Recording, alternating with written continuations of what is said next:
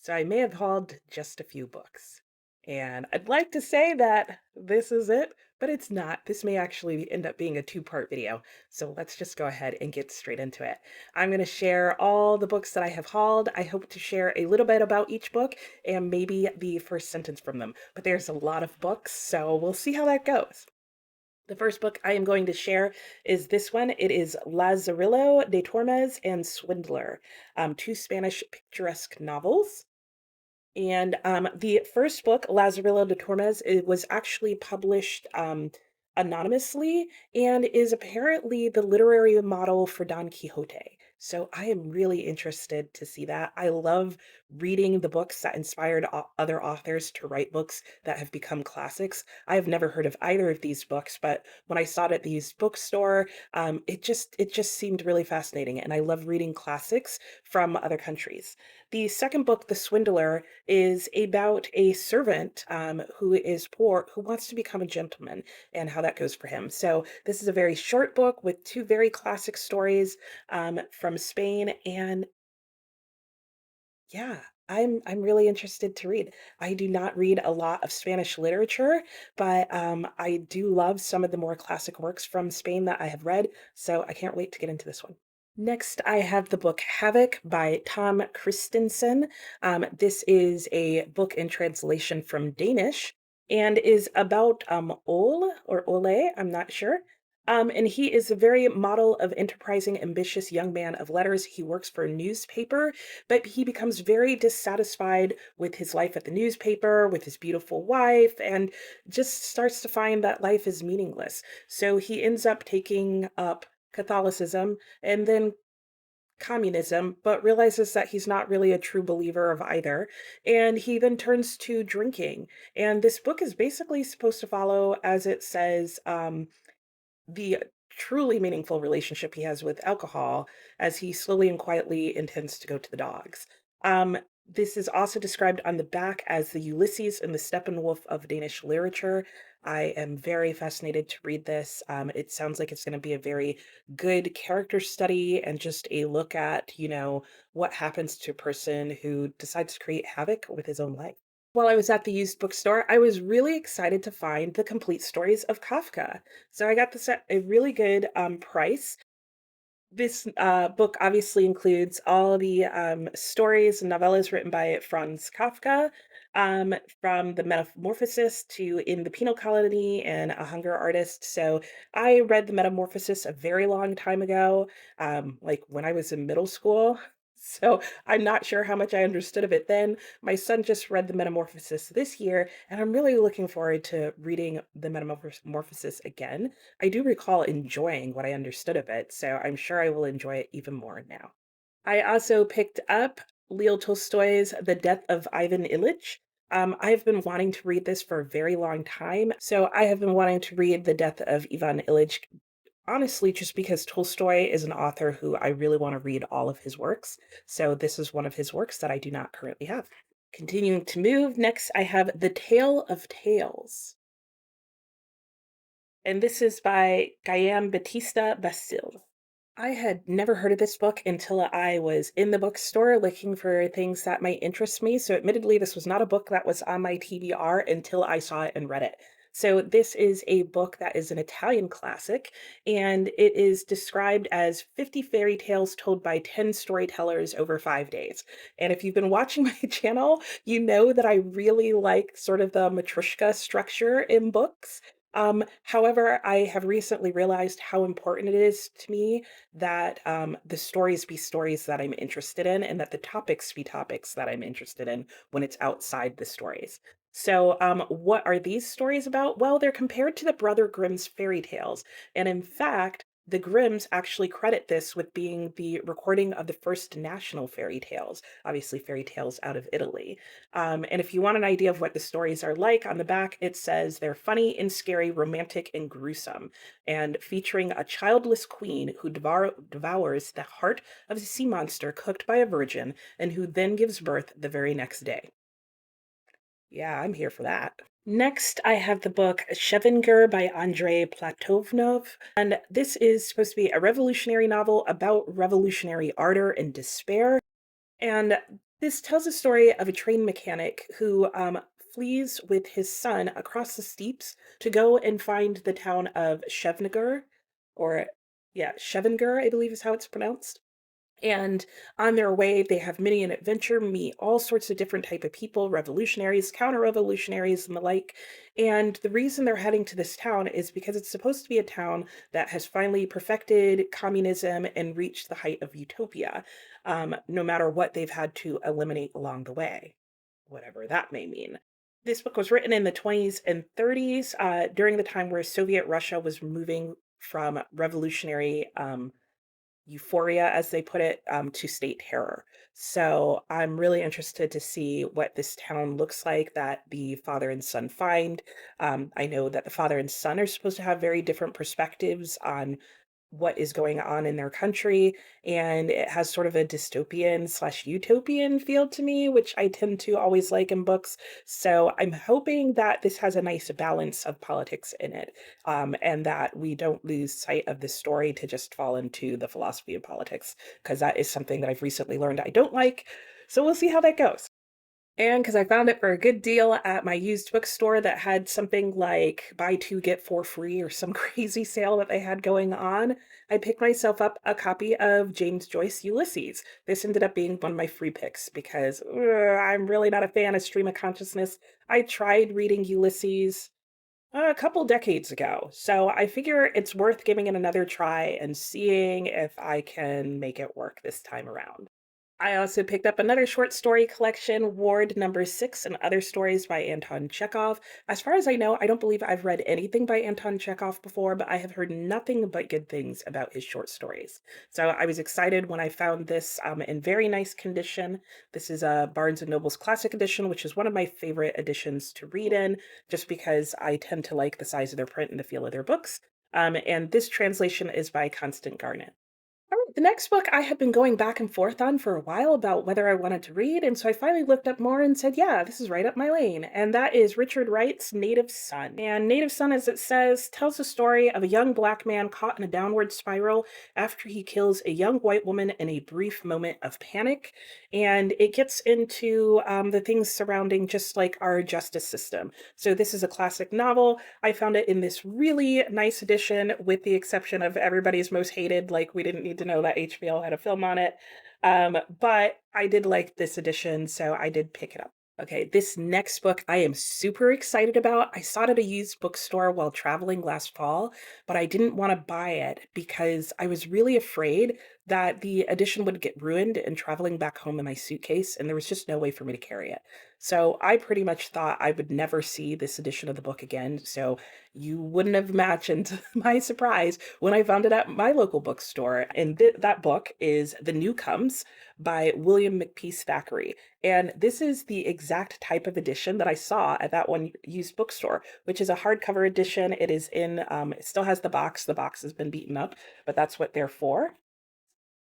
And this hardcover edition is amazing.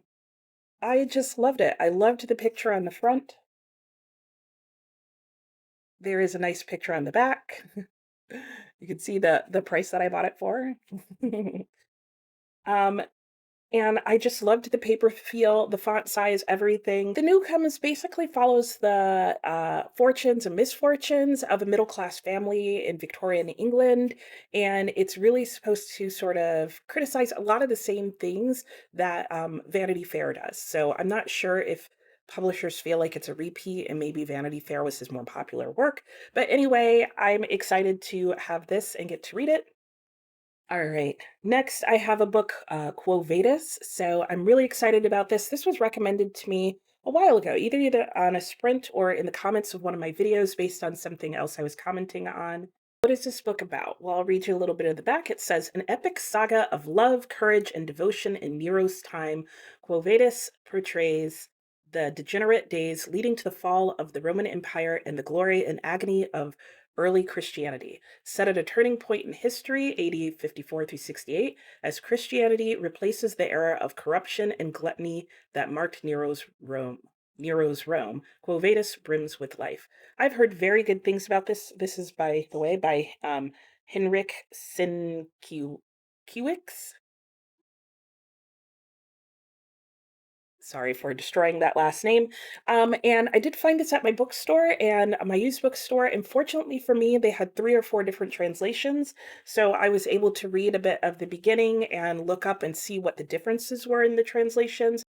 Next, I was able to pick up The Last Cavalier by Alexandre Dumas.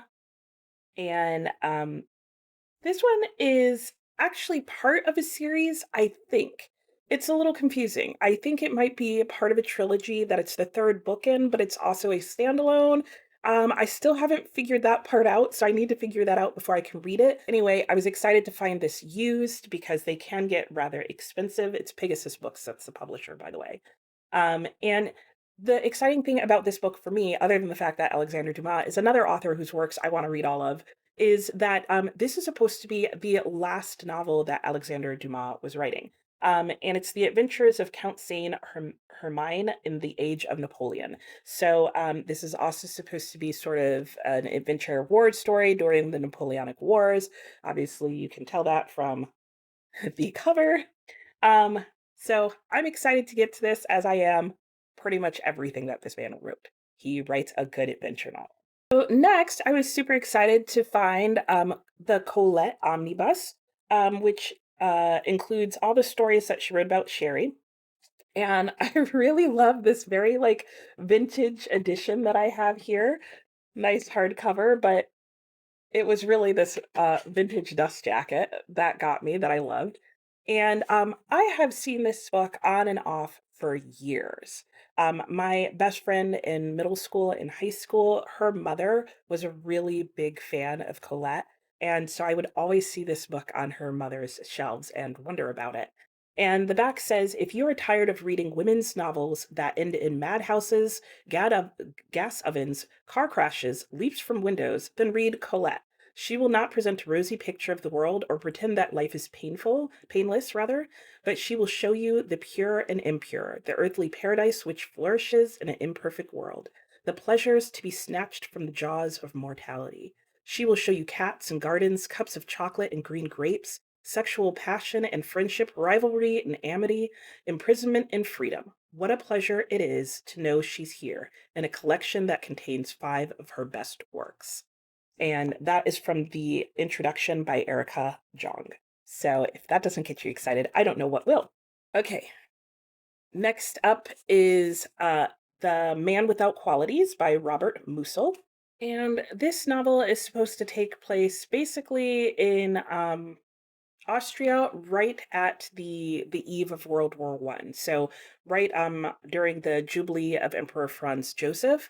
I've heard a lot of really interesting things about this book. This is actually just volume 1 of 2. This is a very long book and is considered a mammoth because it is actually just one story. It's just for ease, they've printed it in 2 volumes, which I do appreciate when publishers do that.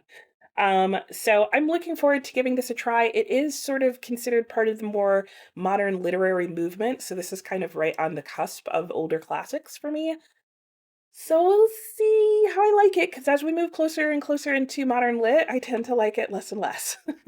Next up, I found used at my thrift store, Mansfield Park by Jane Austen, and I'm guessing gets into the dilemma of who's going to marry who and class issues and how that all comes into play. And do you and can you and should you marry for love or do what your family wants you to do? And that tends to be a lot of what Jane Austen's writings are about. I have not read Jane Austen since college, so I'll be interested to read Mansfield Park, which I'm pretty sure I've never read. I did pick up Anthony Trollope's The Small House at Allington. This is the 5th book in the Barsetshire Chronicles and the sequel to Framley Parsonage. And I've been slowly finding used copies of the remainder of the series. I'm not going to read the back about what this book is about or the first pages, because this is so far into the series that I feel like anything would just spoil stuff for me and maybe for you. I also picked up this cute little copy of Peter Pan by J.M. Barrie. I have heard really good stories about the actual story of Peter Pan versus the Disney movie. I know there are a few people who absolutely love this classic novel. I've been wanting to get it for a while, but my normal used bookstore that I go to has very expensive copies of this book, and it's super short. So like I said, I don't tend to like to buy really short books at full price. I don't remember where I got this copy from, but I want to say it was like a buck or something like that, even if that. So I found it at a really good price, so I finally picked it up. I'm looking forward to reading this. So I also picked up the Under the Greenwood Tree by Thomas Hardy. Thomas Hardy is again another author whose works I am trying to read all of, or at least most of. He's one of the authors that I'm trying to read most of. I've heard some very negative things about some of his books, so I don't know if I want to read all of them. But Under the Greenwood Tree, I would say, is one of the last ones that I needed to buy of his books that I know I want to read. However, I've been putting it off because it is also a super short book. So Under the Greenwood Tree is described as Hardy's most bright, confident, and optimistic novel. If I recall correctly, I think someone once described this book as sort of like Far from the Maddening Crowd, but with less sheep death, less death, and like sort of happier overall. And to say that it's his most optimistic novel is saying a lot, because if you know anything about Thomas Hardy, you know that he doesn't tend to write like optimistic, happy ending books. So I am excited to see what that's like. I have Dr. Jekyll and Mr. Hyde and Other Stories by Robert Louis Stevenson. Again, this is normally a series that is priced at $5.97, but this was also from the same used bookstore that is going out of business. And so I got a really good price on this. So I went ahead and picked it up. And look at that cover. Oh, ironically, it doesn't want to focus on his face. There you go. All I know about this book is supposedly it's about, I believe, a scientist who makes up a potion that he drinks himself and it gives him sort of a split personality. I could be totally wrong about that. But to me, that's the exciting part of reading this, is to compare what I thought I knew about the book to what the book is actually about. And then, despite what I said about Villette and about Charlotte Bronte and about maybe not reading any more of her books, I also got Shirley. It was on sale, and I decided I just had to know. I just had to know what I thought about Shirley. And so yeah, I'm gonna be reading Shirley, and I'm actually gonna be reading it in April as a buddy read with Melinda at Web of Stories. So I've got my copy. I'm ready to go. We're both really curious to see what we're gonna think, because Melinda also wasn't a huge fan of Villette, and we both realize that people go on both sides. Some people love Villette, other people don't. There's really a lot of mix of feelings. But at the end of the day, Melinda and I had both had very similar thoughts about Villette. So it'll be interesting to see if we have the same thoughts about Shirley, if we differ in our thoughts, if one of us likes it and one of us doesn't. But I really love this cover. So Shirley, rather, because apparently all her novels are women's names, was Charlotte Bronte's second novel. So she wrote it after Jane Eyre. And the book follows Shirley and Caroline as they explore friendships, romance, and their position in society against the background of great social change. I am not going to read any more of the back of this book because I read the back of Villette, which was put out by the same publisher, and I felt like they misled me as to what the book was about. So we will see. Shirley, Buddy Reed, Melinda, are you ready? I'm ready. Where do we want to go next? Let's go back to Leo Tolstoy. I also picked up the Kreutzer Sonata and Other Stories, so another short story collection. In these four short stories, Leo Tolstoy depicts desire in its different manifestations, from idealistic romance to sexual jealousy, from desperate lust to relentless longing. I cannot wait to read these stories because I think that's one of the things that Leo Tolstoy is so great at, is writing about relationships and people's relationships to one another and love. This does include Family Happiness, which was also the first story in the other collection that I have, but I don't mind that. Keeping with novels that I want to read more of their works, I got another novel by Anne Radcliffe earlier this year or at the end of last year. I don't remember which. I read not The Mysteries of Udolpho, The Romance of the Forest by Anne Radcliffe, which I liked, but not as she kind of ruined it in the middle of it for me a little bit. I have heard that some people like the Italian even better. So I'm hanging my hopes on this one. And the Italian says, the back of the book says, Father Schedoni is enlisted by the imperious Marchesa di Valdi to prevent her son from marrying the beautiful Elena. Schedoni has no scruples in kidnapping Elena and in undertaking whatever villainy will further his own ends. So to me, just that plot right there of kidnapping the girl reminds me a lot of The Romance of the Forest. In fact, that may have been what I heard about this, was that this was very similar ideas as in The Romance of the Forest, but even better.